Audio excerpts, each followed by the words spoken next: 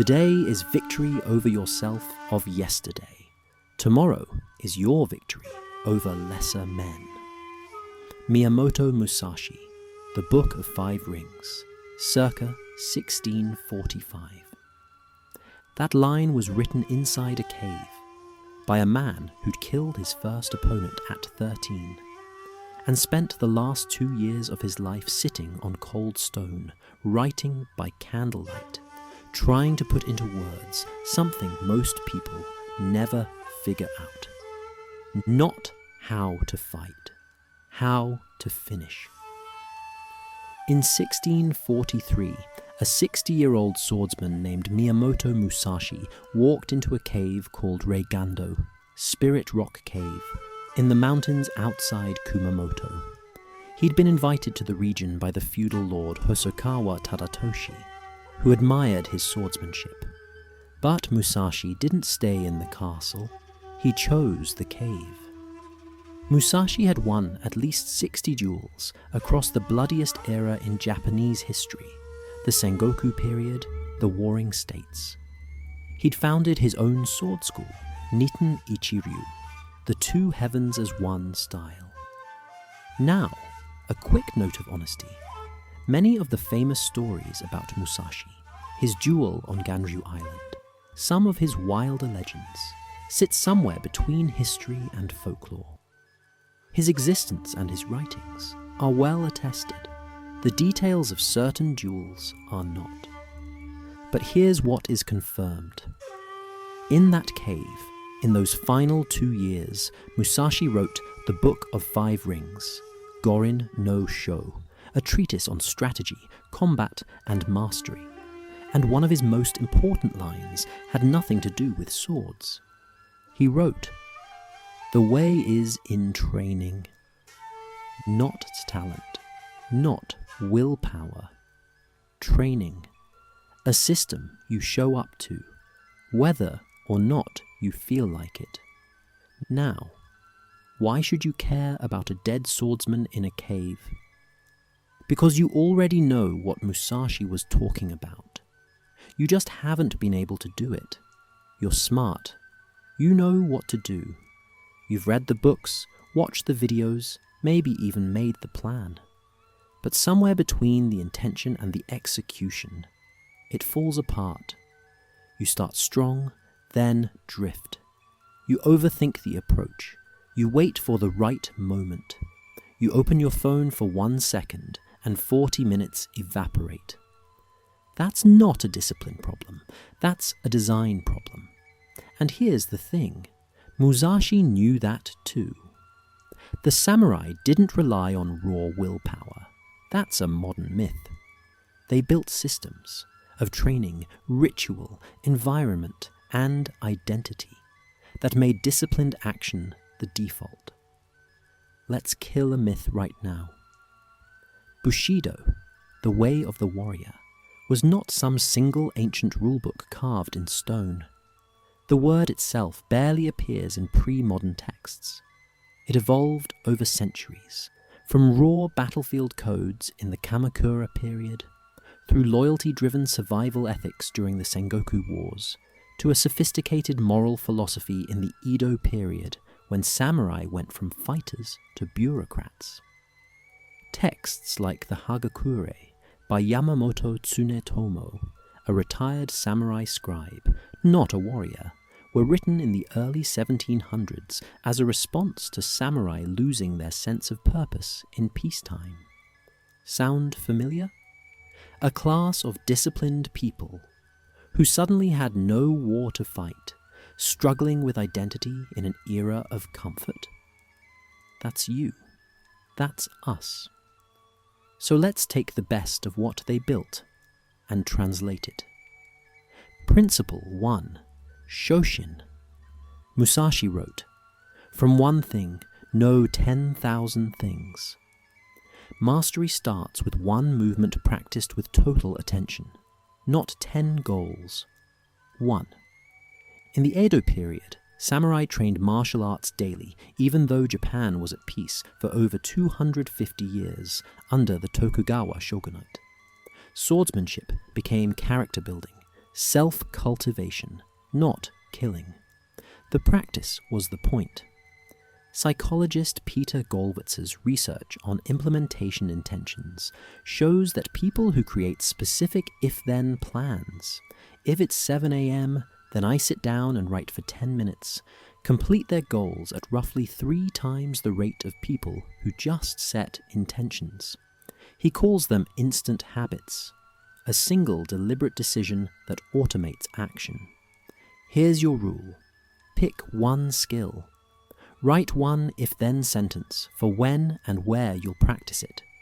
Make the first session embarrassingly small, 10 minutes. That's not laziness, that's Shoshin. Principle 2. Fudoshin. The Zen master Takuan Soho wrote letters to the swordsman Yagyu Munenori, one of the shogun's own sword instructors and a rival of Musashi, about something he called Fudochi, immovable wisdom. It wasn't about being rigid. It was about a mind so present it doesn't get stuck, doesn't attach to any single thought, fear, or distraction. Professor Sophie Leroy at the University of Washington spent over 17 years studying what she calls attention residue. When you switch tasks, even glancing at your phone, part of your brain stays stuck on the previous thing. The residue accumulates. After enough switches, you're operating in what Leroy describes as a persistent state of self-imposed cognitive handicap. Here's your rule. Before your focused block, put your phone in a different room. Not on silent. Not flipped over. Gone. Add physical friction between you and the distraction. Research on friction design shows that adding even 20 seconds of barrier, a few extra steps, can dramatically break automatic behavior patterns. Principle 3. Kaizen no kokoro. In the Edo period, samurai didn't just practice swordsmanship. They studied calligraphy, poetry, tea ceremony, Confucian philosophy, and estate administration, not because they wanted to, but because that was who a samurai was. When the battlefield disappeared, identity had to come from daily practice, not from victories. Yamamoto Tsunetomo captured this tension in the Hagakure. He watched fellow samurai grow soft and complacent in peacetime, and called for a return to the rigor of the warrior spirit, not through violence, but through relentless inner refinement. James Clear's concept of identity-based habits, drawn from self-perception theory by psychologist Daryl Bem, says this: every action you take is a vote for the type of person you wish to become. Don't say, I'm trying to write. Say, I'm a writer. Don't say, I'm trying to get fit. Say, I'm someone who trains. Research shows that people who identify as a type of person are significantly more likely to act consistently with that identity. Here's your rule. Write a one-sentence identity statement. I am someone who blank daily. Put it where you'll see it every morning. Then cast one small vote for that identity before noon. Principle 4. Musubi. Here's something the grind culture crowd gets wrong. Musashi didn't only fight. He painted, he sculpted, he wrote poetry and crafted tsuba, sword guards, by hand. Even the fiercest swordsman in Japanese history had a recovery practice. And here's the science behind it. You've probably heard that dopamine is the pleasure chemical. That's a misconception. Dopamine is primarily about motivation and anticipation. It's released en route to a reward, not just upon receiving it. More critically, after intense dopamine spikes, like a massive productive day or a binge of stimulation, your baseline drops. If you don't allow recovery, your motivation craters. That's not laziness. That's neurochemistry. Also worth noting, the old idea that willpower is a limited fuel tank, ego depletion, proposed by Roy Baumeister in 1998, has largely failed to replicate. 23 labs with over 2,000 participants couldn't reproduce the original findings. Discipline isn't about hoarding a scarce resource. It's about designing a life where the right action is easier than the wrong one. Here's your rule. After each focused block, take a genuine break. A walk, a stretch, silence. Not your phone. Not reward scrolling. Give your brain the low stimulation rest it actually needs to reset baseline dopamine. Principle 5. Nana Korobi Yaoki. Tsunetomo wrote one of my favorite passages in the Hagakure.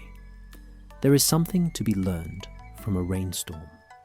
When meeting with a sudden shower, you try not to get wet and run quickly along the road. But doing such things as passing under the eaves of houses, you still get the same soaking. When you are resolved from the beginning, you will not be perplexed, though you will still get the same soaking. Translation: you're going to fail. You're going to miss days. Stop trying to avoid that and plan for it. Gollwitz's implementation intentions work for recovery too. Create an if-then for failure. If I miss a day, then I do a 2-minute version the next morning. This prevents the shame spiral, that all or nothing thinking, where one missed day becomes a missed month. Here's your rule. Never miss twice in a row. If you fall, your only job is to show up smaller the next day. 2 minutes counts. The streak isn't the goal, the return is the goal. The 7-day protocol. Here's your protocol. 7 days, 3 actions per day. Friction proof. Day 1. Declare. Write your identity statement. I am someone who blank daily. Write your if-then plan for when and where. Set a timer for 10 minutes. Do the thing. Done. Day 2. Design. Audit your environment. Remove one digital distraction from your workspace. Move the phone, delete one app, log out of one site. Lay out the tools for your practice the night before. Day 3. Protect. Do your 10-minute block with 0 task switching. No music with lyrics. No quick checks. Set a physical boundary around your focus. Day 4. Recover. After your block, take a 10-minute low stimulation break. Walk. Breathe.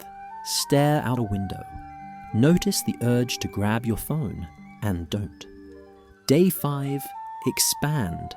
Increase your block to 15 minutes. Add 1 sentence to a tracking log. Today I blank. That's your evidence file. Proof that your identity is real. Day 6. Stress test. Deliberately plan for failure. Write your if I miss plan. If you do miss today, execute the plan tomorrow. This is training your recovery muscle, not your perfection muscle. Day 7. Reflect. Review the week. Ask one question. Did I return after failure? If yes, you've built something most people never build. Not a streak, but a practice. That's it. No app required, no equipment. Just you, a commitment, and a cave of your own making. Closing. Miyamoto Musashi died in 1645, likely in or near that same cave. He left behind a book that's been read for nearly 400 years, not because he was the strongest, but because he was the most consistent. He treated mastery not as a destination, but as a direction. Not as a talent, but as a training. He also wrote something else in the Dokodo, his final work, finished days before his death. 21 precepts for walking alone. One of them simply says, do not seek pleasure for its own sake. He wasn't anti-pleasure. He was anti-drift. He knew that a life spent chasing stimulation is a life spent running from the work that actually matters. You don't need to be a samurai. You don't need to live in a cave. But you do need to stop lying to yourself that you'll start tomorrow. Tomorrow is today's favorite excuse. The way is in training. So train. If this changed how you think, even 1 degree, subscribe, hit the bell, and leave a comment telling me, what's your identity statement? What's the one thing you're committing to for 7 days? I'll be reading them